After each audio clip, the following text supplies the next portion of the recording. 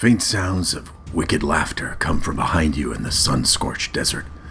You peer over your shoulders, see a group of young men chasing you on foot, the first among them swinging a long length of chain over his shaved and tattooed head. The large backpack you wear, full of vital and useful supplies, weighs you down, as does the heavy jerry can you only just filled with precious water this morning. If you don't drop something, you're sure they'll catch up with you. What do you do?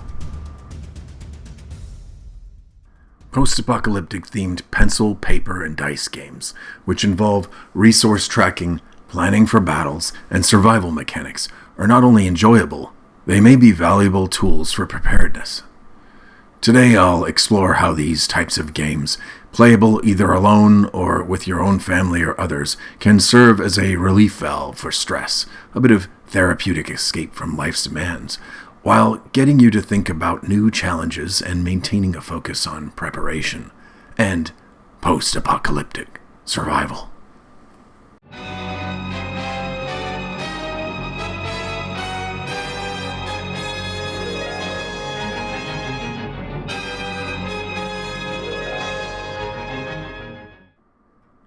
Hello, fellow mutants. Gaming can help with strategic thinking. General George S. Patton, one of the most famous American military leaders of World War II, was known for his love of war games. He played miniature war games and was particularly fond of Kriegspiel, a traditional German tabletop open-ended war game. Patton believed that playing such games helped him develop his strategic and tactical skills. Most forms of Kriegspiel involve at least two teams of players and one umpire gathered around a map. The map represented a battlefield. These could be very intricate, involving some time and investment to set up. These days, you can find tabletop games of any imaginable type for sale, from board games to pencil and paper role-playing games.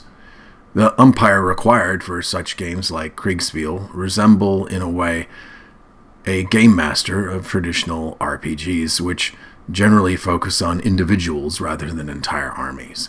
In a war-themed role-playing game, you'd play a single soldier, not command squadrons or artillery batteries. For the last few decades, computers have been a stand-in for these so-called umpires by either having the entire game playable on a computer or serving up simpler tasks in an app such as rolling dice or tracking actions taken by players. While computer games have their place, a true grid-down type of gaming is one you can run without electricity. And while most RPGs of the past required a group of people to gather around a table and might have involved some nerdy displays depending on the theme, solo gaming rules, refined over many years, have become a popular and effective way to enjoy challenges of tabletop gaming alone. So why would you want to play a game like a solo role-playing game, especially as the world is collapsing or has collapsed all around you? Well, let's first get the most obvious one out of the way. RPGs often feature rich, immersive narratives that draw players, or a single player in this case, into a different world as a type of interactive fiction. These stories allow players to step away from their own problems, if only for a little while, and engage themselves in the challenges and triumphs of their in-game characters. The act of creating and inhabiting a character in any setting can be a highly creative and therapeutic process.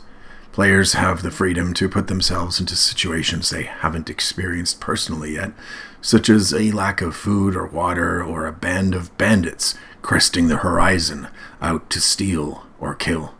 Now, amongst some of you who have made it this far, you may say that a game is simply a game, and to try to make it something more, such as the key to post-apocalyptic survival, is a grand justification for me just wanting to enjoy a silly game on a weekend in my downtime.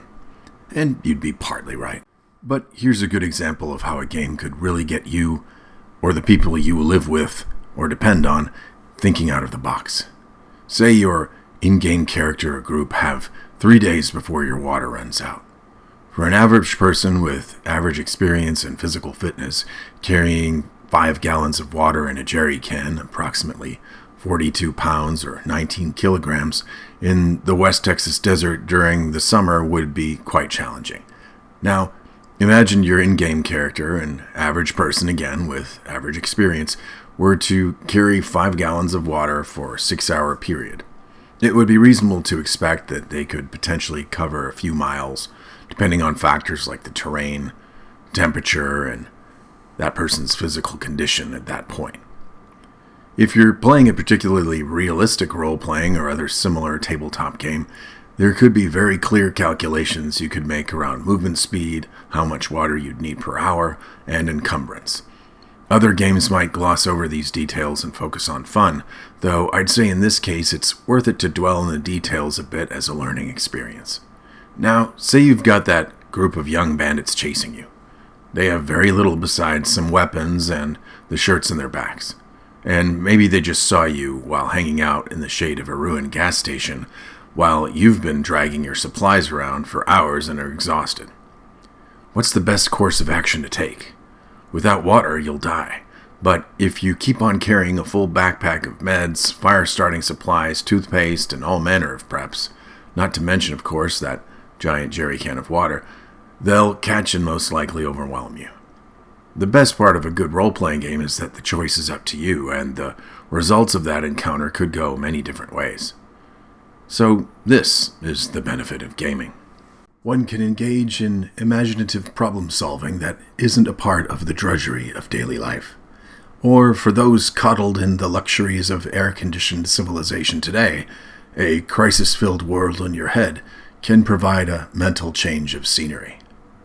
Solo gameplay in particular, and particularly in post-apocalyptic RPGs, can be a personal challenge, where players test decision-making skills and resource management abilities without external influences. It's a way to prove one's adaptability in a virtual setting. Let's look at an example of such a game, Rad Zone Totality by Toby Lancaster. The world faces a terrible apocalypse. Without warning, the sun's radiation spiked to alarming levels, and under this relentless and deadly barrage, humanity succumbed. People fell ill, millions died, populations moved underground into fortified, rad bunkers. Many plants and animals perished, and society collapsed. Food and clean water were rationed until people began to starve, and martial law was replaced by irradiated outlaws and bandits roaming the surface in their pain-induced craze. Rad Zone Totality is a roll-and-write, print-and-play solo game set in a harsh dystopian future where you manage a group of survivors. They live in a rad bunker and strive to keep their home stocked with food, water, medical supplies, fuel, equipment, and raw materials. They must go on dangerous missions, salvage these much-needed items from the city, and, at the same time, avoid bandits that roam the land in their radiation-induced craze. On top of this, they must be quick to avoid taking a dangerous dose of radiation. This gamebook has a system that might be a bit onerous for someone new to such games that includes tracking radiation on a movement grid, but I love the many rich descriptions of encounters listed within. Let me read one of these random table encounters so you know what I mean. There is a line of intricately carved antique cupboards here. They are all locked, though, and seem very sturdy despite their age. Then you have an idea, and reach up to find a key on top of one. You slide it into the lock, your hopes high, and find it turns. You slowly open the heavy doors, and inside you find a stack of cans of orange soda. And another. Strangely, you hear a noise behind a hole in a wall. Look in and spy a survivor in a hidden room. You knock, and they open a concealed panel. He seems disturbed that you have found him and begs you to keep his secret. You agree, and he gives you some first aid supplies by way of thanks.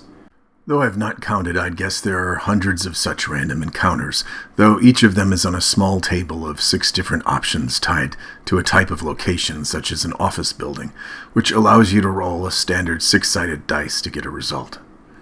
Since there aren't too many role-playing solo games in this post-apocalyptic genre, Unlike fantasy-themed ones, of which there are many, I find this book useful if only for these random encounters and the whole idea of finding helpful survivors with key abilities, or for searching a dangerous world for many types of different resources.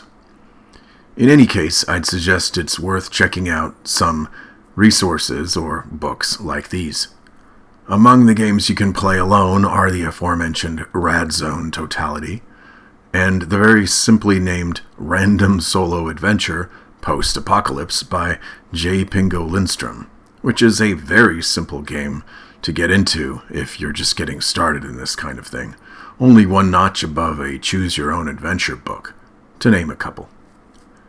Once you have a taste for this sort of thing and want to go further and get a little more complex, you can check out solo rules for Mutant Year Zero and general tools such as oracles or guidebooks to play titles such as Gamma World or Mutant Crawl Classics, and look at expanding play to a couple more people, perhaps someone in your own family or a friend or two.